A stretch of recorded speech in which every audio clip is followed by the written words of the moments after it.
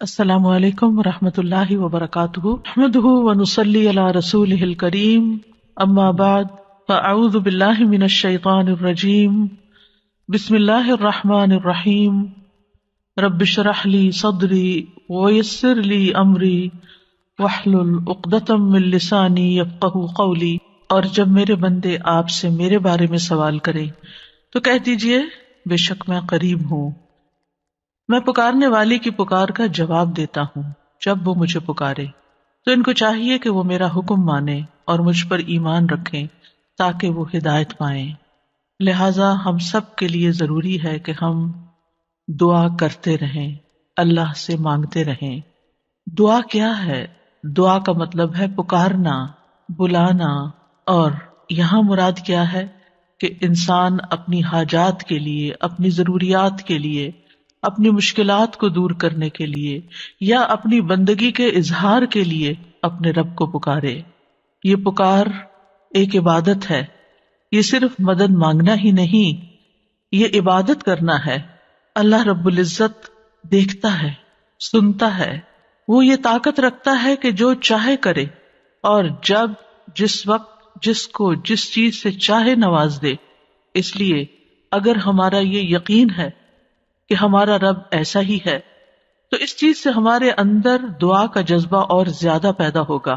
جتنا جتنا انسان کو اللہ سبحانہ تعالیٰ کی معرفت حاصل ہوتی چلی جاتی ہے تو فطری طور پر، قدرتی طور پر اس کے اندر یہ جذبہ پیدا ہوتا جاتا ہے کہ وہ اپنی ہر ضرورت کے لیے، چھوٹی ضرورت کے لیے بھی اور بڑی ضرورت کے لیے بھی اپنے اسی رب کو پکارے اور اس سے دنیا اور آخرت کی سعادتیں اور بھلائیاں مانگ لے۔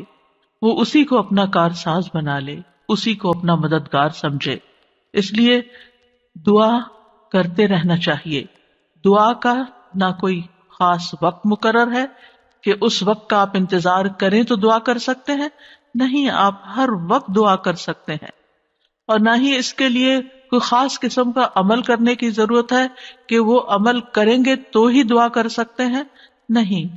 اور نہ ہی اس کے لیے کسی زبان کی پابندی ہے کہ صرف آپ عربی میں ہی دعا کر سکتے ہیں۔ آپ اردو میں، اپنی مدر ٹنگ میں، کسی بھی زبان میں آپ دعا کر سکتے ہیں۔ وہ دعا اللہ تعالیٰ تک پہنچتی ہے، وہ دعا کو سنتا ہے اور اپنی حکمت کے مطابق اس کی قبولیت کا فیصلہ کرتا ہے کہ کیا بندے کو یہی چیز دے دی جائے جو وہ مانگ رہا ہے، یا اس سے بہتر کوئی چیز دی جائے، یا پھر اس سے کوئی بلا ٹالی جائے، یا اس کے لیے آخرت میں ذخیرہ کر لیا جائے، کیونکہ اس کے باقی اعمال اتنے نہیں ہیں کہ جن کی بنا پر یہ وہاں نجات پا سکے گا۔ تو اسے دنیا میں اس کی من پسند چیزیں دینے کی بجائے اس کے لیے آخرت میں اعمال کا ذخیرہ کر دیا جائے تاکہ اس کی آخرت میں نجات ہو سکے۔ لہذا ہم سب کو دعا کرتے رہنا چاہیے۔ دعا عظیم عبادت، شرف والی عبادت، وہ عبادت جس کو اللہ تعالیٰ پسند کرتا ہے، وہ عبادت کہ جسے چھوڑ دیا جائے تو اللہ تعالیٰ ناراض ہوتا ہے۔ دعا توحید کی بنیاد ہے، یہ ہمیں اپنے رب سے قریب کر دیتی ہے، اس سے ہماری مشکلات آسان ہوتی ہیں، تکلیفیں دور ہوتی ہیں، ہمیں برکتیں حاصل ہوتی ہیں۔ لہذا جو مشکلات سے نکلنا چاہتا ہے وہ دعا کو اپنے لیے لازم کر لے، کیونکہ اللہ تعالیٰ ہی پریشانیوں کو دور کرتا ہے۔ امن یجیب المضطر اذا دعاہ ویکشف السوء، بھلا کون ہے جو لاچار کی فریاد رسی کرتا ہے جب وہ اسے پکارتا ہے اور اس کی تکلیف کو دور کر دیتا ہے۔ تو جو شخص بھی مشکلات سے، پریشانیوں سے نجات چاہتا ہے اس کے لیے ضروری ہے کہ وہ دعا کو لازم کر لے، کیونکہ اللہ تعالیٰ ہی پریشانیاں دور کرتا ہے۔ اللہ تعالیٰ کے علاوہ کوئی نہیں جو پریشانی دور کر سکے۔ وقتی طور پر کوئی آپ کو دلاسا دے دے گا، کوئی آپ کی ہمت افزائی کر دے گا، کوئی آپ کا دکھ بانٹ لے گا، لیکن آپ کی مشکل صرف اور صرف اللہ تعالیٰ ہی حل کر سکتا ہے۔ وَإِن يَمْسَسْكَ اللَّهُ بِضُرٍّ فَلَا كَاشِفَ لَهُ إِلَّا هُوَ وَإِن يَمْسَسْكَ بِخَيْرٍ فَهُوَ عَلَى كُلِّ شَيْءٍ قَدِيرٌ، اگر اللہ تجھے کوئی تکلیف پہنچائے تو اس کے سوا اسے کوئی دور کرنے والا نہیں، اور اگر وہ تجھے کوئی بھلائی پہنچائے تو وہ ہر چیز پر پوری طرح قادر ہے۔ ہم دیکھتے ہیں کہ عام طور پر لوگ مشکل وقت میں اللہ تعالیٰ کے سوا سب کو بھول جاتے ہیں۔ آخر میں انسان صرف اللہ ہی کو یاد کرتا ہے، اور یہ صرف مسلمان کے ساتھ ہی نہیں، نان مسلمز کے ساتھ، شرک کرنے والوں کے ساتھ، الحاد کا رستہ اختیار کرنے والوں کے ساتھ بھی یہی معاملہ ہے۔ اور اس میں ہم دیکھتے ہیں کہ ایک مرتبہ جب اکرمہ بن ابی جہل نبی صلی اللہ علیہ وسلم سے بھاگ کر کشتی پر سوار ہو گئے، مکہ سے بھاگ گئے اور پھر جزیرۃ العرب چھوڑنا چاہا، اور جس کشتی پر بیٹھے وہ سمندر کے بیچ میں جا کر ڈوبنے لگی، تو کشتی کے مالکوں نے کہا کہ لوگوں اخلاص کے ساتھ دعا کرو۔ اخلاص کا مطلب یہ ہے کہ بتوں کو بھول جاؤ اور صرف اللہ سے دعا کرو، اس لیے کہ اس کے ڈوبنے کو صرف اللہ ہی بچا سکتا ہے۔ تو اس وقت چونک اٹھے کہ اسی چیز کی دعوت تو ہمیں محمد صلی اللہ علیہ وسلم دے رہے ہیں۔ اس وقت انہوں نے عہد کیا کہ اگر آج اے رب تو مجھے بچا لے گا تو پہلا کام میں یہ کروں گا کہ میں محمد صلی اللہ علیہ وسلم کے ہاتھ میں اپنا ہاتھ دے دوں گا، میں اسلام قبول کر لوں گا۔ اور پھر آپ جانتے ہیں کہ اکرمہ بن ابی جہل نے کس اخلاص کے ساتھ اسلام قبول کیا، تو دعا کی قبولیت ہی ان کے اسلام کا ایک ذریعہ بنی۔ اور دعا کرنے کی 3 صورتیں ہیں۔ ایک تو یہ کہ اللہ تعالیٰ کی توحید بیان کرنا، جس میں انسان کہتا ہے یا اللہ لا الہ الا اللہ لا الہ الا انت سبحانک انی کنت من الظالمین، یہ دعا کا ایک طریقہ ہے۔ یہاں آپ صرف اللہ تعالیٰ کی توحید بیان کر رہے ہیں، اپنی کوتاہیوں کا اعتراف کر رہے ہیں۔ پھر اسی طرح آپ کہتے ہیں ربنا، اے ہمارے رب، یہاں بھی آپ اپنے رب کو رب کہہ کے پکار رہے ہیں، گویا اللہ تعالیٰ کی تعریف کر رہے ہیں۔ اور پھر دوسرا طریقہ یہ ہے کہ اللہ تعالیٰ سے انسان صرف بخشش کا سوال کرتا رہے اور رحمت کا سوال کرتا رہے، جیسے استغفر اللہ استغفر اللہ استغفر اللہ، کیونکہ اگر آپ کی بخشش ہو گئی تو آپ کے راستے میں جتنی بھی مشکلات ہیں وہ خود بخود حل ہونا شروع ہو جائیں گی۔ یعنی آپ کو اس وقت کہنے کی ضرورت نہیں ہوگی کہ یار اب مجھے یہ چاہیے مجھے وہ چاہیے، آپ صرف یہ کہتے ہیں کہ اللہ وہ گناہ جو میرے اور تیرے بیچ میں حائل ہو گئے ہیں، جو تیری رحمت تک مجھے پہنچنے نہیں دے رہے، یا رب تو ان کو دور کر دے، تو مجھے معاف کر دے۔ اور یہ چیز انسان کی مشکلات دور کرنے کا ذریعہ بن جاتی ہے اور اس کی حاجات پوری ہونے کا ذریعہ بن جاتی ہے، جو بھی اس کی زندگی میں کوئی حاجت اور ضرورت ہوتی ہے۔ اسی طرح کبھی آپ اللہ سے صرف رحمت کا سوال کر رہے ہوتے ہیں، یا حی یا قیوم برحمتک استغیث، صرف رحمت مانگ رہے ہوتے ہیں، کیونکہ اگر اللہ سبحانہ تعالیٰ کی رحمت آ جائے تو ساری مشکلات ہی آسان ہو جائے، پھر تو کوئی غم ہی نہ رہے، کوئی پریشانی ہی نہ رہے۔ اور تیسرا طریقہ ہے کہ انسان اللہ تعالیٰ سے اپنی دنیاوی حاجات مانگے یا آخرت کی ضروریات مانگے، جیسے اے اللہ مجھے مال دے، اے اللہ مجھے اولاد دے، اے اللہ مجھے گھر دے، اے اللہ مجھے گاڑی دے۔ اور صحابہ اتنی چھوٹی چھوٹی چیزیں بھی مانگتے تھے، جیسے جوتی کا تسمہ اگر ٹوٹ گیا تو بھی اللہ سے مانگتے تھے۔ چھوٹی سے چھوٹی ضرورت سے لے کے بڑی سے بڑی ضرورت تک براہ راست اللہ تعالیٰ سے مانگی جا سکتی، اور اس میں کوئی عیب کی بات نہیں، کوئی گناہ کی بات نہیں۔ وہ آپ کا رب ہے، وہ سب سے زیادہ آپ کا خیر خواہ ہے، لہٰذا آپ اس سے نہیں مانگیں گے تو کس سے مانگیں گے؟ اور وہ جو سب کچھ دینے پہ قادر ہے، اس سے نہیں مانگیں گے تو کس سے مانگیں گے؟ لہٰذا اس کو پکارتے رہنا چاہیے۔ تو نمبر 1 طریقہ صرف اللہ کی توحید بیان کرنا، اللہ کی تعریف کرتے رہنا۔ عرفہ کے دن کی سب سے بہترین دعا کیا ہے؟ لا الہ الا اللہ وحدہ لا شریک لہ لہ الملک ولہ الحمد وہو علی کل شیء قدیر۔ اس میں کیا مانگا آپ نے؟ کچھ بھی نہیں، آپ نے صرف اللہ کی توحید بیان کی ہے، لا الہ الا اللہ کہا ہے، وحدہ کہا ہے، لا شریک لہ کہا ہے، اپنے آپ کو اللہ کے لیے خالص کیا ہے۔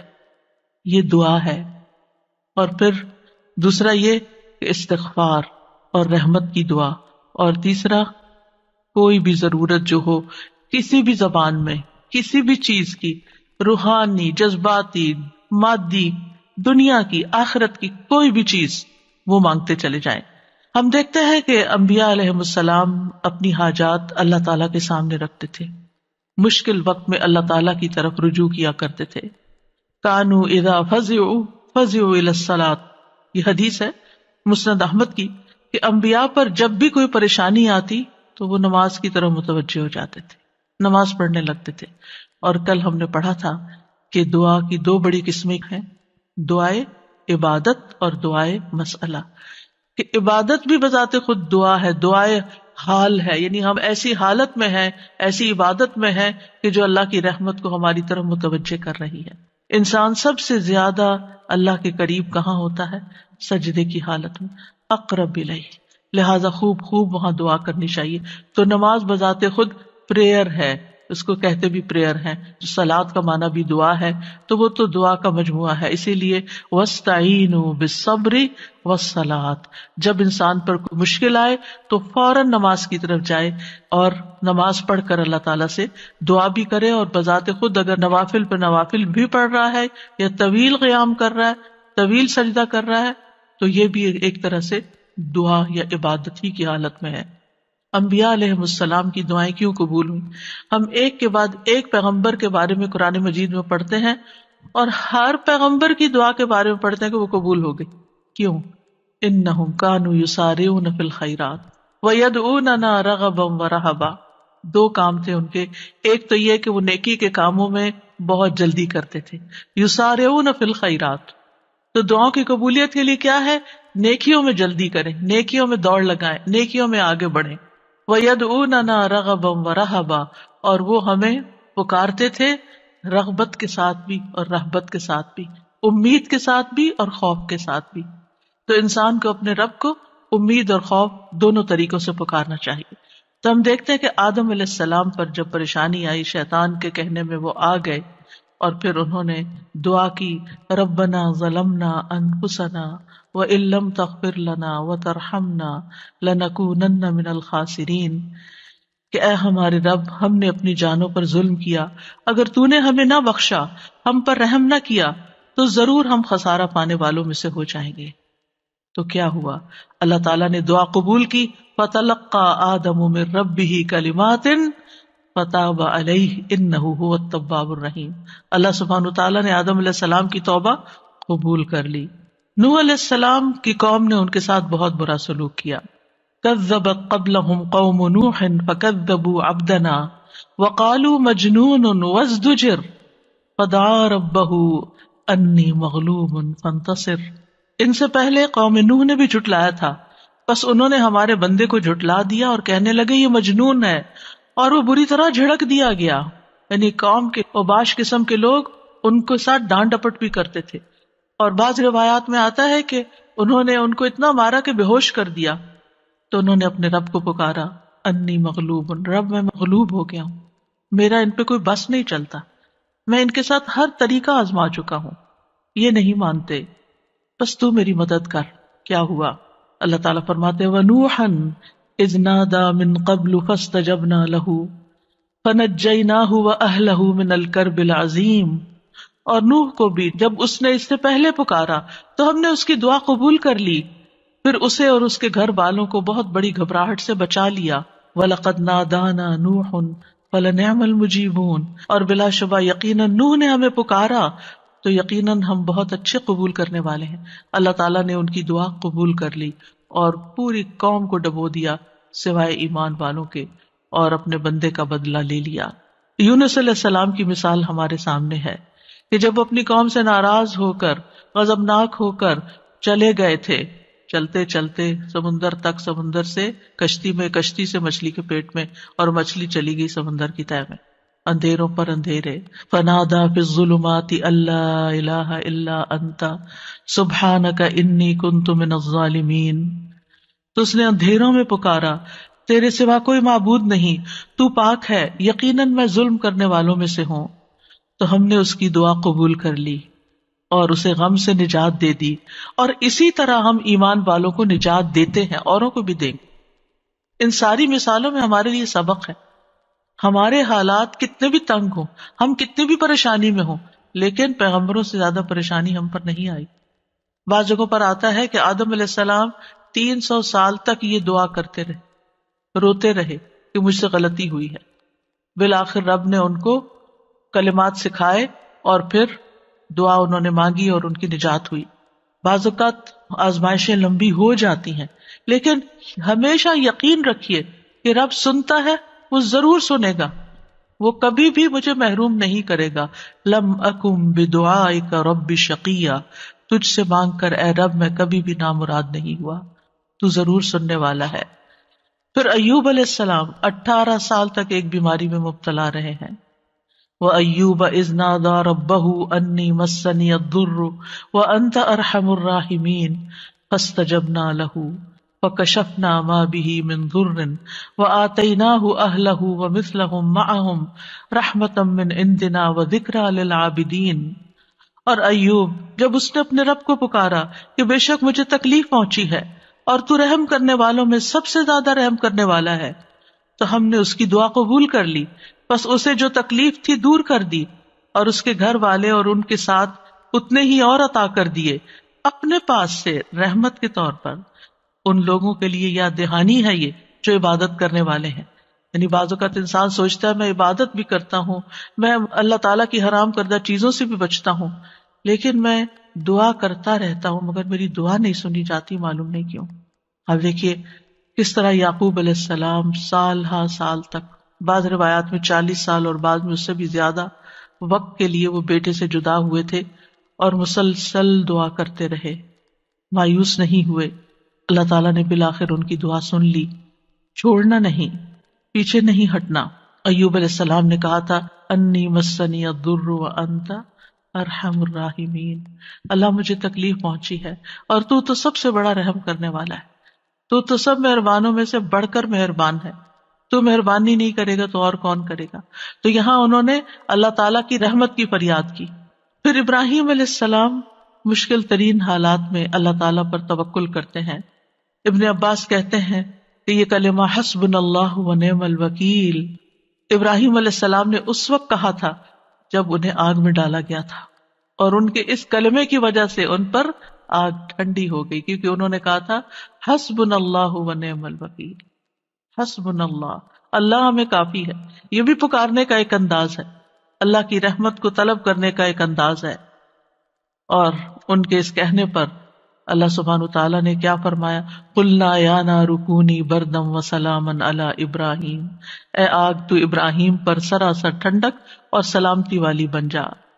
ابراہیم علیہ السلام نے نیک اولاد کی دعا کی، رب ہب لی من الصالحین فبشرناہ بغلام حلیم، اے میرے رب مجھے لڑکا عطا کر جو نیکوں میں سے ہو، تو ہم نے اسے ایک بردبار لڑکے کی خوشخبری دی، بغلام حلیم۔ ایسا نہیں ہوا کہ ابراہیم علیہ السلام نے ادھر دعا کی اور ادھر ان کو اسحاق اور اسماعیل علیہ السلام مل گئے۔ انتہائی بڑھاپے کی حالت میں جا کر بہت سالوں کے بعد دعا قبول ہوئی، لیکن قبول ہوئی۔ ہمارے لیے اس میں سبق یہ ہے کہ مانگتے رہیں چاہے سال ہا سال گزر جائیں۔ اور پھر وہ کہتے ہیں الحمدللہ الذی وہب لی علی الکبر اسماعیل و اسحاق ان ربی لسمیع الدعاء، سب تعریف اس اللہ کی ہے جس نے مجھے بڑھاپے کے باوجود اسماعیل اور اسحاق عطا کیے، بے شک میرا رب تو بہت دعا سننے والا ہے۔ اللہ سبحانہ تعالیٰ نے انہیں ہدایت یافتہ اولاد عطا کی تھی، یہ ان کے صبر کا نتیجہ تھا۔ ان کی زندگی تو مشکل میں گزری، لیکن اس کا بدلہ اللہ نے ان کو کیا دیا کہ ایسی اولاد دی جو ہمیشہ کے لیے ان کے لیے ناموری کا سبب بنی۔ وَوَهَبْنَا لَهُ إِسْحَاقَ وَيَعْقُوبَ، صرف بیٹا نہیں، بیٹے کے بعد پوتے کی بھی خوشخبری دی۔ کلن ہدینا، ہر ایک کو ہم نے ہدایت دی۔ ونوحا ہدینا من قبل، نوح علیہ السلام کو اس سے پہلے ہم نے گائیڈ کیا۔ ومن ذریتہ داود وسلیمان وایوب ویوسف وموسیٰ وہارون وکذلک نجزی المحسنین، اور اس کی اولاد میں سے داؤد اور سلیمان اور ایوب اور یوسف اور موسیٰ اور ہارون، اور اسی طرح ہم نیکی کرنے والوں کو جزا دیتے ہیں۔ یعقوب علیہ السلام کا حال آپ کے سامنے ہے، انہوں نے اپنے غم اور دکھ کی فریاد لوگوں کے سامنے نہیں کی، لوگوں کو جا کر اپنے دل کا حال نہیں بتایا۔ کیا کہا، انما اشکو بثی وحزنی الی اللہ واعلم من اللہ ما لا تعلمون۔ یعقوب علیہ السلام نے کہا بے شک میں اپنی بے قراری اور غم کی شکایت صرف اللہ سے کرتا ہوں، اللہ ہی میرے دل کا حال جانتا ہے کہ یہاں کیسی کیسی بے قراری ہے بچے کی جدائی میں، اور میں اللہ کی طرف سے وہ باتیں جانتا ہوں جو تم نہیں جانتے۔ بہت کچھ جاننے کے باوجود انہیں یہ نہیں پتا تھا کہ بیٹا مصر میں ہے، اللہ نے نہیں بتایا۔ وہ کہہ سکتے تھے نا اللہ تعالیٰ مجھے بتا دیں وہ کہاں ہے، آپ تو جانتے ہیں آپ مجھے بھی بتا دیں، لیکن اللہ سبحانہ تعالیٰ نے اس کا بھی ایک وقت رکھا تھا۔ اگر پیغمبروں کے لیے قبولیت کا ایک وقت ہے تو ہمارے لیے بھی دعاؤں کی قبولیت کا ایک وقت ہوتا ہے۔ قبولیت کا مطلب یہ نہیں ہوتا کہ بس منہ سے نکلتے ہی بات آپ کی فرمائش پوری ہو جائے۔ اور پھر آپ دیکھیے کہ کس طرح اللہ تعالیٰ نے ان کی دعا قبول کر لی، اور پھر ہم دیکھتے ہیں کہ یوسف علیہ السلام کی مثال، انہوں نے تو اپنے لیے ایک انوکھی ہی دعا مانگی، قال رب السجن احب الی، قید خانے میں جانے کی دعا کی تاکہ ان عورتوں کا قید اور مکر جو ہے وہ ان سے دور ہو جائے. فاستجاب له ربه فصرف عنه کیدہن، رب نے اس کی دعا قبول کر لی اور ان عورتوں کا مکر فریب حضرت یوسف سے ہٹا دیا. انہ هو السمیع العلیم، بے شک وہ خوب سننے والا، خوب جاننے والا ہے. پھر موسیٰ علیہ السلام کی دعا، کس طرح وہ مدین پہنچتے ہیں تھکے ہارے، کئی دن کے پیدل سفر کے بعد جا کر ابھی بیٹھتے ہیں تو فوراً دیکھتے ہیں کہ کچھ لڑکیاں اپنا ریوڑ لے کے کھڑی ہیں، پانی نہیں پلا پا رہی، خود تھکے ہوئے ہیں، خود بھوکے بھی ہیں، پیاسے بھی ہیں، زخمی بھی ہیں، کچھ فیوچر کا نہیں پتا، لیکن کیا کرتے ہیں؟ سب سے پہلے اپنے رب کو پکارتے ہیں، رب انی لما انزلت الی من خیر فقیر. اور صرف دعا مانگ کے وہیں درخت کے نیچے بیٹھ نہیں جاتے، بلکہ اٹھ کے ان بچیوں کے پاس جاتے ہیں کہ یہ تمہارا کیا معاملہ ہے، اور ان کے سارے ریوڑ کو پانی پلاتے ہیں. اور آپ سوچئے کہ ایک شخص جو خود اتنا تھکا وہ اپنے آپ کو وہاں رکھ کے دیکھیے، اگر ہم اتنا لمبا سفر کر کے آئیں اور ہم سے کوئی پانی مانگ بیٹھے، خود تو آفر کرنا دور کی بات، کوئی اور مانگ بیٹھے تو شاید ہم جھڑک ہی دیں کہ میں نے بھی تو اتنا ہی سفر کیا نہیں جتنا تم نے کیا. یہیں سے تو ہماری لڑائیاں فساد شروع ہوتے ہیں گھروں میں. لیکن نیکی کرنے والے انہم کانوا یسارعون فی الخیرات، نیکی کے کاموں میں بہت جلدی کرتے تھے، سستی نہیں کرتے تھے. ضرورت مند کو دیکھا، پہچان لیا، اٹھے، نیکی کی، اور ابھی واپس آ کے بیٹھے ہی تھے کہ اللہ سبحانہ تعالیٰ کی طرف سے ہر چیز کی بشارت آ گئی، اور وہ بچی واپس آئی اور پھر گھر لے کر گئی. کھانے پینے کا بھی انتظام ہو گیا، شادی کا بھی انتظام ہو گیا، ٹھکانے کا بھی انتظام ہو گیا، اور اچھی صالح نیک کمپنی کا بھی. جب آپ کسی اجنبی ملک میں جاتے ہیں تو آپ کو نہیں پتا ہوتا کہ آپ کو کیسے دوست ملیں گے، آپ کے نیبرز کون سے ہوں گے، آپ کا تعلق کن لوگوں سے ہوگا. لیکن یہ اللہ کی کتنی بڑی رحمت تھی کہ اللہ تعالیٰ نے انہیں ایک نیک صالح انسان کے ساتھ جوڑ دیا کہ اس کی بیٹی کی شادی حضرت موسیٰ علیہ السلام سے ہو گئی اور ان کے درمیان ایک رشتہ قائم ہو گیا. یہ بھی سراسر اللہ کی رحمت تھی. اللہ تعالیٰ نے ان کی دعا قبول کی. موسیٰ علیہ السلام نے ہر مشکل مرحلے میں اللہ تعالیٰ کو ہی پکارا. فرعون کے دربار میں جانے لگتے ہیں تو کیا پڑھتے ہیں؟ رب اشرح لی صدری ویسر لی امری واحلل عقدۃ من لسانی یفقہوا قولی واجعل لی وزیرا من اہلی ہارون اخی. رب اشرح لی کے علاوہ کہ جو کام کرنے جا رہا ہوں یا اللہ اس کے لیے میرا دل کھول دے، میرا کام آسان کر دے، میری زبان کی گرہ کھول دے، یعنی میرے بولنے میں سلاست ہو جائے اور اس طرح کی کمیونیکیشن ہو کہ لوگ میری بات سمجھ جائیں، ان کو میری بات سمجھ آ جائے تاکہ وہ مقصد پورا ہو جائے، اور میرے گھر والوں میں سے ایک میرا مددگار بنا دے. اللہ تعالیٰ نے ہارون علیہ السلام کو نبی بنا کر ان کا مددگار بنا دیا. زکریا علیہ السلام کی مثال، مایوس نہیں ہے، سال ہر سال تک اولاد کی دعا کرتے، انتہائی بڑھاپے میں بھی. وَزَكَرِيَّا إِذْ نَادَىٰ رَبَّهُ رَبِّ لَا تَذَرْنِي فَرْدًا وَأَنْتَ خَيْرُ الْوَارِثِينَ. اور زکریا کو جب اس نے اپنے رب کو پکارا، اے میرے رب مجھے اکیلا نہ چھوڑ، اور تو سب وارثوں سے بہتر ہے، تو ہم نے اس کی دعا قبول کر لی. فَاسْتَجَبْنَا لَهُ وَوَهَبْنَا لَهُ يَحْيَىٰ، اور ہم نے اس کو یحییٰ عطا کیا. وَأَصْلَحْنَا لَهُ زَوْجَهُ، اور اس کی بیوی کو اس کے لیے درست کر دیا. یعنی بعض اوقات ہم سوچتے ہیں کہ انفرٹیلٹی کا پرابلم ہے، بچہ ہو ہی نہیں سکتا. اللہ تعالیٰ سب کچھ کر سکتا ہے، اللہ تعالیٰ وہ بھی ٹھیک کر سکتا ہے، کیونکہ ان اللہ علی کل شیء قدیر، اللہ تعالیٰ ہر چیز پر قدرت رکھتا ہے. اس لیے مایوسی کس بات کی؟ اللہ کے بندے کبھی بھی مایوس نہیں ہوتے. ہاں، مانگنے سے کبھی نہیں تھکتے، مانگتے رہتے ہیں کہ اللہ تعالیٰ سبب کے ساتھ بھی دیتا ہے اور بغیر سبب کے بھی دیتا ہے، اس کے لیے کیا مشکل ہے.